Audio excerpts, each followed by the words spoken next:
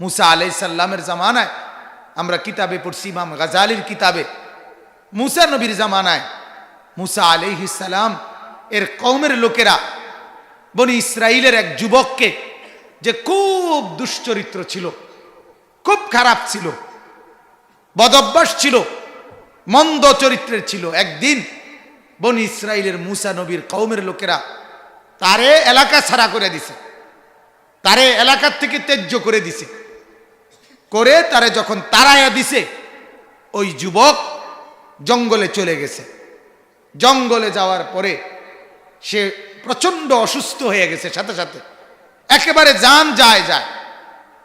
যখন সে দেখতেছে তার পাশে আর কেউ নাই, কোনো সহযোগিতাকারী নাই, তার জীবনও চলে যাচ্ছে, এই সময় সে চোখের পানি ফেলে পাহাড়ের মধ্যে একাকী আল্লাহর কাছে চোখের পানি ফেলে কাইদা কাইটা দোয়া চাইছে, মাওলা আজ চতুর্দিকে আমার কেউ নাই, আর আমি জানি তোমার কাছে বলার মতো ভাষাও আমার নাই, কারণ আমি বলবো কেমনে, আমি তো কোনোদিন একটা নেক কাজ করি নাই, একটা ভালো কাজ করি নাই মাওলা।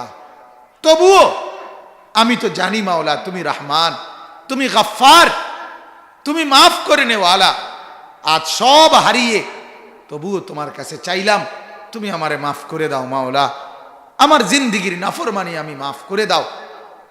এরপরে ওই যুবক মৃত্যুবরণ করছে। আল্লাহ তাআলা মুসা নবীর কাছে ওয়াহি পাঠাইয়া বলছে, আমার একজন বন্ধু ওই পাহাড়ে মারা গেছে, তুমি তোমার দলবল নিয়ে জানাজা পড়ে দাফন করে আসো। কওমের লোকেরা ওই পাহাড়ের পাড়ে গিয়ে দেখে কোনো লোক নাই, তাদের মহল্লা থেকে বিতাড়িত ওই যুবকটা মইরা পড়ে রয়েছে। তখন কওমের লোকেরা বলতেছে, নবী মুসা, আল্লাহ বললেন আল্লাহর এক প্রিয় বান্দা মারা গেছে, তার দাফন কাফন জানাজা পড়তাম, কই এরকম তো কেউরে দেখছি না, ওই আমরার হেইতে না এনে পড়ে রয়েছে, তে মরছে।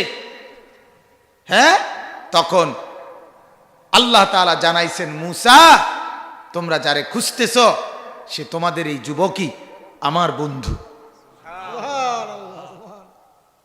যে তওবা করে গোটা পৃথিবীর থেকে মায়ুস হয়ে, গোটা পৃথিবীর থেকে নিরাশ হয়ে আমার কাছে হাত তুলছে, আমি তারে মাফ করে দিছি।